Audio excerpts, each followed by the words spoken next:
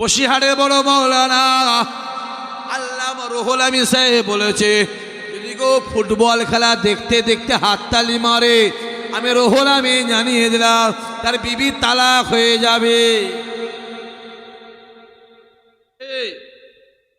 ওই জন্যে তো বসিরহাটে আল্লামা রুহুল আমিন সাহেব, বসিরহাটি নাম শুনেছেন?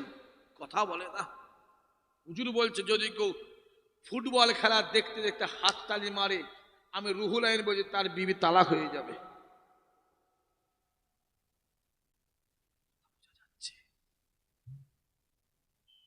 কথাটা বোঝা যাচ্ছে না? যায়নি?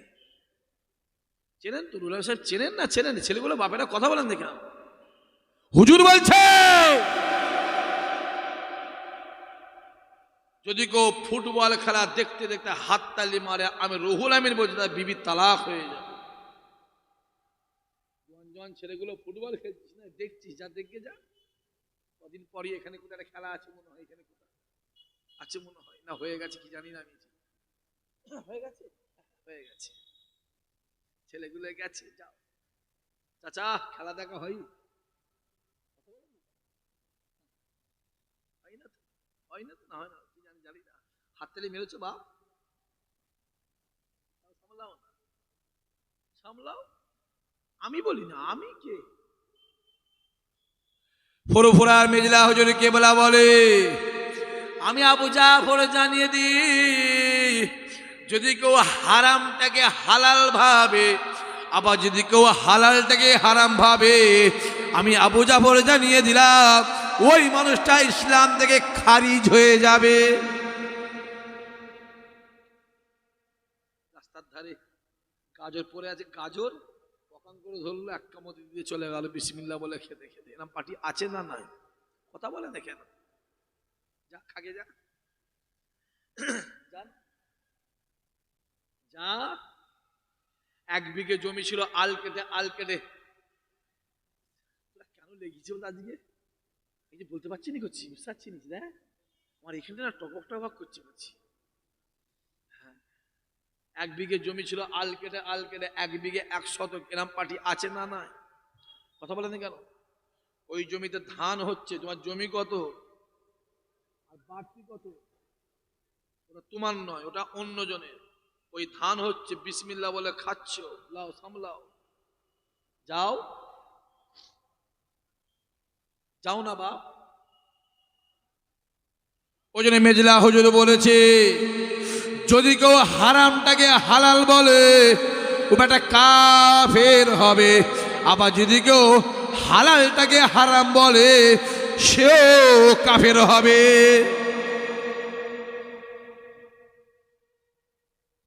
বসিরহাটের বড় মাওলানা আল্লামা রুহুল আমিন সাহেব বলেছে, যদি কেউ ফুটবল খেলা দেখতে দেখতে হাততালি মারে, আমি রুহুল আমিন জানিয়ে দিলাম তার বিবি তালাক হয়ে যাবে।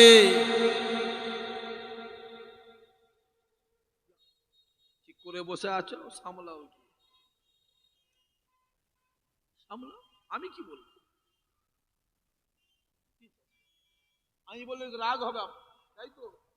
বলছে হ্যাঁ। তাছাড়া আমার ওপর রাগ করে কিছু হবে না, আমি কি করে জানো? হুজুর বলে গেছে,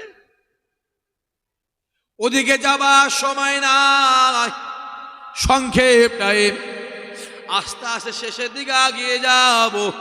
আল্লাহ নবী ডাক দিলেন, ও বাবা সাহাবারা শুনে রেখে দাও, আমি রাসূলুল্লাহ জানিয়ে দিলাম গোটা পৃথিবীতে যত ঈমানদার আছে, প্রত্যেকটা ঈমানদারের আমলগুলোকে যদি একটা পাল্লায় চাপানো হয়, আমি রাসূলুল্লাহ জানিয়ে দিলাম আমার আবু বকরের 1 রাতের আমলকে যদি আর একটা পাল্লায় চাপানো হয়, আমি রাসূলুল্লাহ জানিয়ে দিলাম আমার আল্লাহ পাক আমার আবু বকরের আমলের পাল্লাকে ভারী করে দেবে।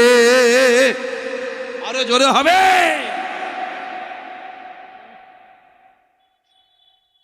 কোন আবু বকর? আল্লাহ নবী ডাক দেয়, ইয়া আমার আবু বকর, ইয়া আমার আবু বকর, ইয়া আমার আবু বকর, দুনিয়ার জমিনে তোমায় কি ভালো লাগে? ইয়া রাসূলুল্লাহ, ইয়া হাবিবাল্লাহ হুজুর, আমি আবু বকরকে ছেলে ভালো লাগে না, মেয়ে ভালো লাগে না, স্ত্রী ভালো লাগে না, সংসার ভালো লাগে না, টাকা পয়সা ভালো লাগে না। ইয়া রাসূলুল্লাহ, ইয়া হাবিবাল্লাহ হুজুর, আমি আবু বকরকে সর্বসময় মনে হয় আপনার দরবারে বসে বসে আপনার নূরের মুখের দিকে তাকিয়ে তাকিয়ে জীবনটাকে কাটিয়ে দিতে।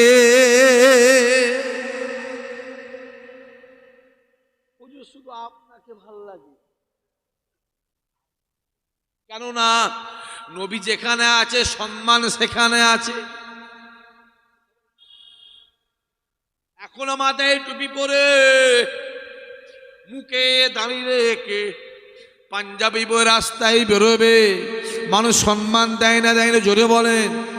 নবী যেখানে আছে সম্মান সেখানে আছে, তাই কাবা ডাক দিয়ে বলে, কাবা ডাক দিয়ে বলে, আমি কাবা পৃথিবীর জমিনে সব থেকে খারাপ ছিল, আমি কাবা পৃথিবীর জমিনে সব থেকে বাজে ছিলাম, আমি কাবা আমার মতো এত খারাপ জায়গা গোটা পৃথিবীতে দ্বিতীয় ছিল না। আমি কাবা আমার বুকের ভিতরে 360টা মূর্তি ছিল, আমি কাবা আমার চত্বরে বাচ্চা বাচ্চা মেয়েগুলোকে জ্যান্ত অবস্থায় পুঁতে দেওয়া হতো, আমি কাবা আমার চত্বরে জোয়ান জোয়ান ছেলেগুলোকে জবা করা হতো, বলি দেওয়া হতো। আমি কাবা পৃথিবীর জমিনে সব থেকে খারাপ ছিলাম, সব থেকে বাজে ছিলাম। আমি কাবা আমার বুকের ভিতরে যেই মুহাম্মদ পা দিল, আমি কাবা সঙ্গে সঙ্গে কেবেলা হয়ে গেলাম। আরো জোরে হবে না? আরো জোরে হবে না? কাবা কার জন্য সম্মান পেয়েছে? জোরে বলে, জোরে বলে। আমার নবীর জন্য, আমার নবীর জন্য। হে যুবকেরা, তোমার ভিতর যদি রাসূলুল্লাহ থাকে, বাপ আলাদা হয়ে যাবে, মা আলাদা হয়ে যাবে, পাড়া প্রতিবেশী দুশ্মন হয়ে যাবে, গ্রামবাসী দুশ্মন হয়ে যাবে, তারপরও বলবো যে তোমার ভিতরে আমার রাসূলুল্লাহ থাকে, আমার আল্লাহ পাক আমার নবীর খাতিরে সর্ব জায়গায় তোমার সম্মান বাড়িয়ে দেবে। আম্মা জান আয়েশা ডাক দিয়ে বলে, এ মিশরের মেয়েরা, আমি আয়েশা জানিয়ে দিলাম, তোমরা ইউসুফ নবীকে দেখে আঙুলটাকে কেটেছিলে, আঙুলটাকে কেটেছিলে, আঙুলটাকে কেটেছিলে। আমি আয়েশা জানিয়ে দিলাম, যদি তোমরা একবার আমার রাসূলুল্লাহকে দেখতে, আমি আয়েশা জানিয়ে দিলাম, যে যার ছুরি দিয়ে যে যার কলিজাগুলো কেটে কেটে কেটে কেটে আলাদা করে দিতে।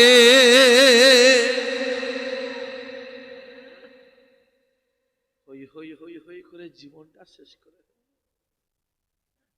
দুঃখ এটাই চাচা জানেন, মুসলমানের ছিলেন নামাজ পড়ে, নামাজ পড়ে, নামাজ।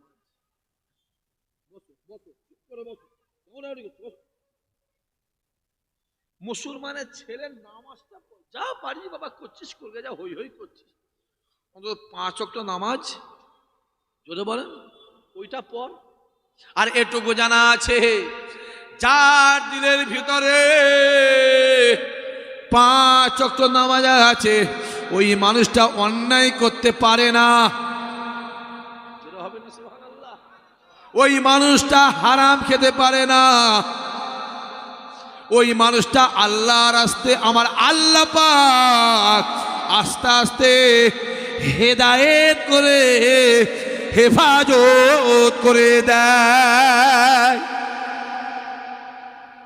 দেখতে দেখতে 10টা বাজতে চলল, একটু কাজ কামও আছে, মাহফিলটা হয়, ছেলেগুলো করে, আমার যুবক যুবক ভাইগুলো মাহফিলটা কায়েম করেছে, সুন্দর লাইট করেছে, সুন্দর মাইক, সুন্দর প্যান্ডেল করেছে, কাবারও করো, জোরে বলেন, ব্যবস্থাও করেছে আপনাদের সহযোগিতায়। হ্যাঁ কি না, কথা বলেন না কেন? আল্লাহ কবুল করেন। একবার আসেন সবাই দাঁড়িয়ে আমার নবীর শানে একটু মহাপতের সালাম। ইয়া নবী,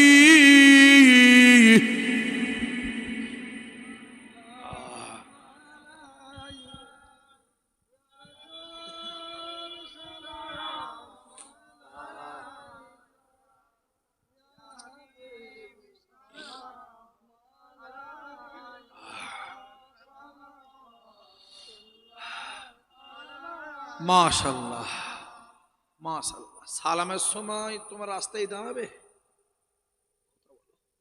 না? না, সালামের সময় তো রাস্তায় দাঁড়াবে। এটাও কি যদি বলতে হয় তাহলে আমাদের জলসা মলসা করা ছেড়ে দিতে হবে ভাই। হ্যাঁ হ্যাঁ, তালা আল বদরু আলাইনা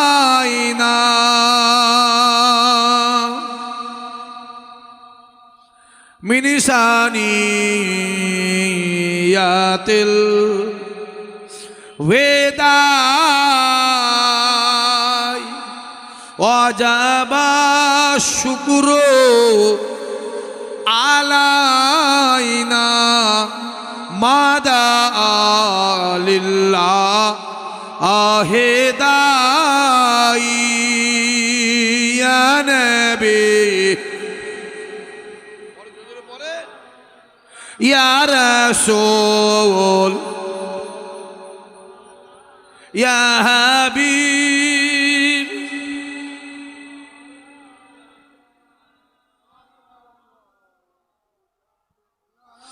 জিবরাইল দিলেন যে আওয়াজ, খুলে দাও আসমানের দোয়ার, এসেছে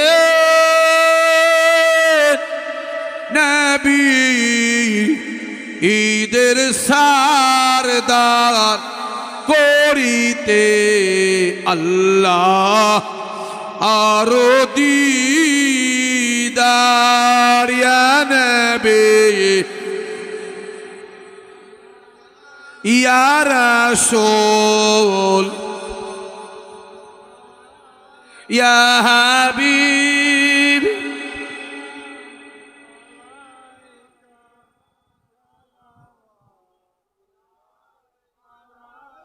ইয়া নবী মদিনা হতে সবকে ছুঁই পারে না দেখিতে, মোদের লাশ কবরে রাখিলে লইবেন আপন কোলে। ইয়া নবী ইয়া রাসূল ইয়া হাবিব